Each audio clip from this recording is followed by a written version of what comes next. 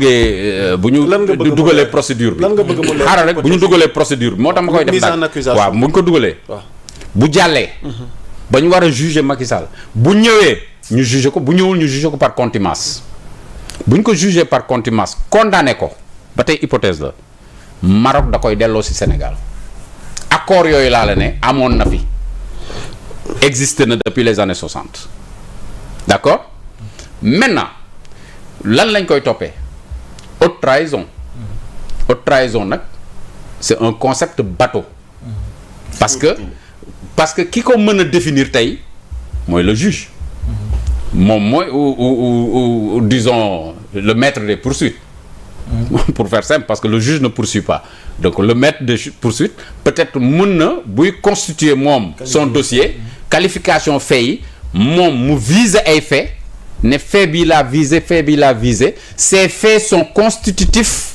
de la haute trahison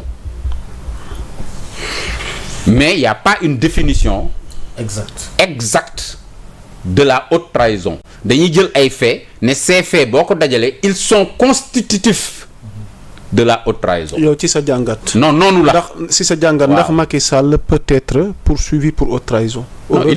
Il peut être poursuivi maintenant xam nga loolu mooy affaire bi. Est-ce qu'il peut être condamné loolu mooy question bi il peut être poursuivi poursuite ñan ñoo koy def ki koy war a def poursuite kay moo koy def c'est pas Macky Sall qui va le faire donc on le fait contre lui donc ñi koy def bu ñu toppee seen procédure mën nañ ko def mais est-ce qu'il sera condamné est-ce qu'il y a assez d'éléments est-ce que y a assez d'éléments yoo xam ne concordants qui constituent tey benn haute trahison boo xam ne mën na tax ñu condamné ko.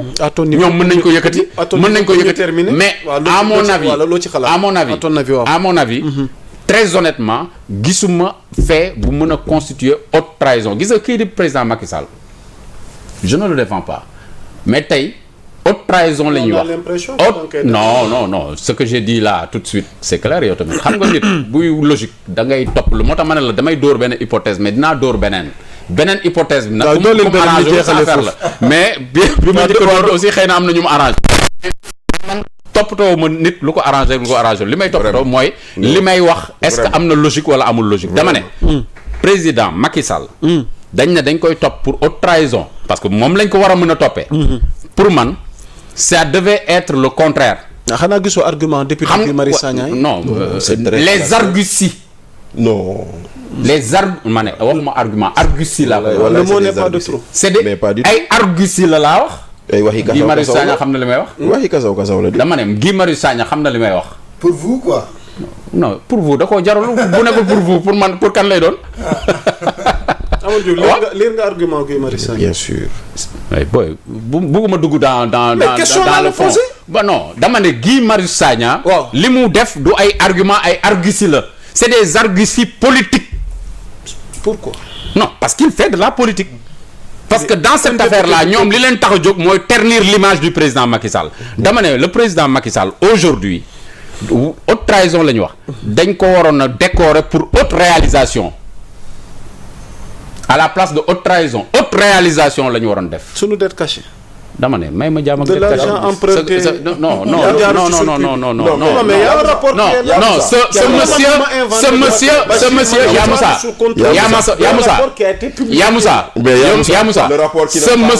ce monsieur a transformé structurellement non même ma ñëw. ce monsieur a transformé structurellement le Sénégal xam nga ñii.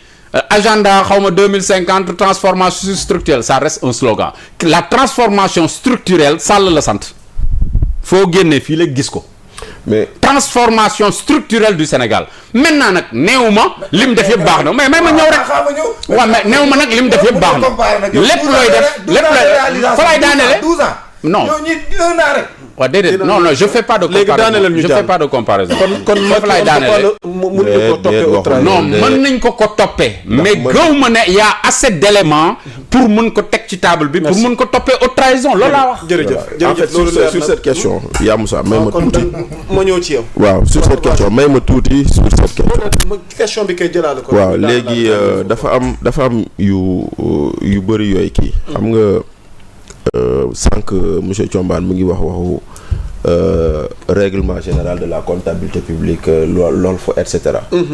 fini en la matière il faut retourner au règlement intérieur de l'Assemblée en son article 91. xam nga nag il faut faire un toilettage de nos textes parce que dafa am yu bëri yoo xam ne manqué na ci suñuy texte ndaxte tey jii nii ñu ngi ko doon waxtaanee fii à propos de la levée de l'immunité parlementaire. Faut-il donner tout le dossier à l'Assemblée ou faut-il pas? xam nga am na c'est un débat foofu noonu parce que la loi n'a pas tranché ba mu leer, n'a pas été claire. Aujourd'hui ci biir loolu noonu tam cette mise en accusation aussi la loi n'est pas claire parce que article 91 dafa ne le bureau de l'Assemblée reçoit les résolutions des commissions. Des commissions la wax. Des commissions yu am Assemblée nationale 14 commissions permanentes la am. Donc nit mën na fa déggee ni on ne dit pas on reçoit la résolution de monsieur Thioban, on ne reçoit pas la résolution de Amadou, mais de la commission à laquelle appartient Amadou ou monsieur Thioban. Donc non, proposition. Oui, proposition, mais des commissions. Moi madame, c'est pas le député qui fait la proposition, mais le député day def proposition bi à sa commission. Voilà. Sa commission l'adopte. Député proposition de loi lay. Voilà buñ ko résolution da nga koy yóbbu sa commission. Sa commission porté ko. Donc dès l'instant que Guy Marius Sagna fait lui une résolution déposée sur la table du président de l'Assemblée nationale, on peut considérer que la recevabilité de cette résolution. Non, la résolution est nulle et non avenue. Donc muy noonu mais maintenant comme ils sont forts en interprétation de texte moo tax du ma non dañ ko yóbbu ci commission là je suis d'accord avec toi dañ ko war a yóbbu commission porté. Mais voilà, mais maintenant ils peuvent toujours interpréter xam nga ñoom ils sont très forts en interprétation. Ah ouais, voilà. Peut-être que c'est voilà maintenant bu loolu moo tax ça c'est la première waaw ça c'est la première question que tu vas soulever mooy la question de forme. Est-ce que la forme y est? Boo jógee ci question de forme bi nga dugg ci fond bi. Yaa Moussa, tey jii nii le rapport que tu dis qui existe, ok, tout le monde l'a vu, il existe. Mais le rapport, comme nous ko waxee, selon la loi code de transparence, le gouvernement établit une situation, le transmet à la Cour des comptes qui certifie. Donc gouvernement moo produire rapport am moo ci bind lu mu bëgg yóbbu ko jox ko Cour des comptes. Cour des comptes certifié ñu génne ko. Mais ce rapport a fait l'objet d'une discussion avec des partenaires, notamment le FMI. FMI chaque mois daf fi daan ñëw ou chaque trimestre daan ñëw xool suñu situation politique nu mu tuddati finance dem joxe ay avis dem yoonam. Mais voilà que FMI dit à ces gens-là yéen a ñu ne da ngeen ñu doon nax di ñu dribbler di ñu duut ba ñun xamuñu woon ni il y a une dette cachée, montrez-nous fan lañ ko na ngeen ko defee. Donc aujourd'hui, le rapport sur lequel on veut se baser pour poursuivre Macky Sall, ce rapport n'a pas fini de faire une adoption consensuelle. Kon maintenant, après, il y a un déficit budgétaire de 10%, l'autre c'est de la haute trahison, ok. Il y a une dette cachée, c'est de la haute trahison, ok. Mais on demande aujourd'hui, est-ce que ce qui est contenu dans le rapport est vrai ou pas? Donc loolu ngay indi nga continuer si le Amadou di wax. Entre quelqu'un qui a construit ce pays et quelqu'un qui a voulu la sécession d'une partie de ce pays, qui a fait haute trahison? Lan mooy sa avis yow? Déedéet dama lay wax Macky Sall dafa tabax réew mi nga d'accord nga bañ a d'accord newuñu lépp baax na mais bu Guy Marius Sagna dafa bëggoon tas réew mi. Comment? Ah si. Ah mais ma wax la ko. Moom ñu ma en 2012. Non wax ma lu xew nii en 2012. Il a fait un post dans lequel il demande un référendum pour le MFDC. Ouais. Loolu c'est pas faire une partition du pays. Ki bëgg a tas réew mi ak ki tabax réew mi kan moo def haute trahison. Donc kii doon loo xam ne nee na il faut faire un référendum pour l'autodétermination en accord avec le MFDC. Mais Guy Marius Sagna moom xanaa ñun dañoo fàtte ñun fàttewuñu. Kon lan mooy haute trahison? bu ñu ko doon toppee nit c'est une définition fourre-tout mais lui on aurait pu le poursuivre parce que lui au moins il veut une séparation du Sénégal. Là où nous dans notre constitution on dit que le pays est un et indivisible. Non, lui on va pas le poursuivre pour haute trahison, il n'a pas la statut. Mais léegi nag maintenant dans les juridictions léegi nag maintenant moom pour appel à la sédition. Mais maintenant moom aujourd'hui il faut le comprendre, il est dans l'activisme parlementaire. Xam nga faire de l'activisme parlementaire mooy lan, il faut toujours faire du bruit pour faire semblant et montrer que tu travailles. Alors Bachir, qu'est-ce qu'il faut retenir pour terminer? Qu'est-ce qu'il faut retenir pour terminer? Maintenant, aujourd'hui, ce qu'il faut retenir, c'est trois choses. Mooy benn, gis nga waa Pastef. Ils ont combattu Macky Sall pour exister. Waa Pastef, ils accusent aujourd'hui Macky Sall pour gouverner.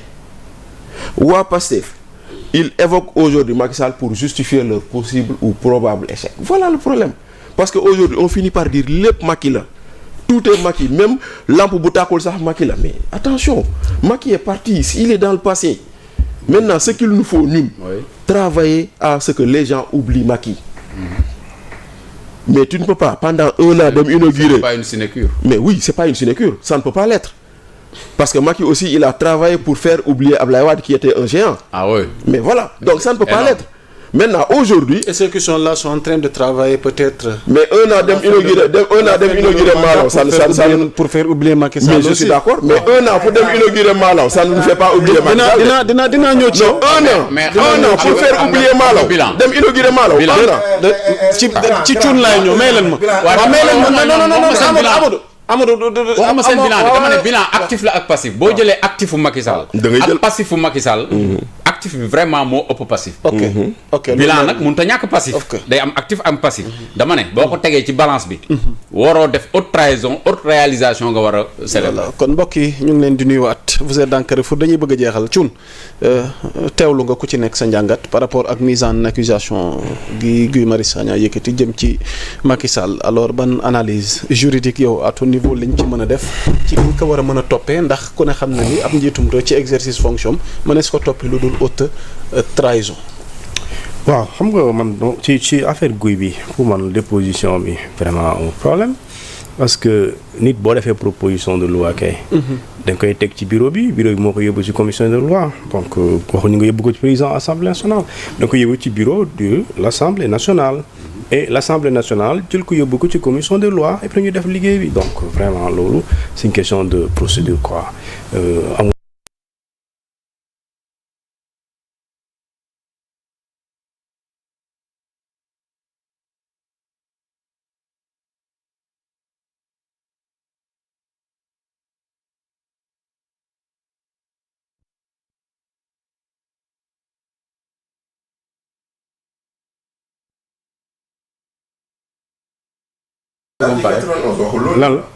lan la mais yow li nga wax sànq lan la yow da nga def résolution et proposition de résolution c'est pas la même chose tamit Bachir résolution mooy c'est une résolution c'est déjà voté déedéet def ma confusion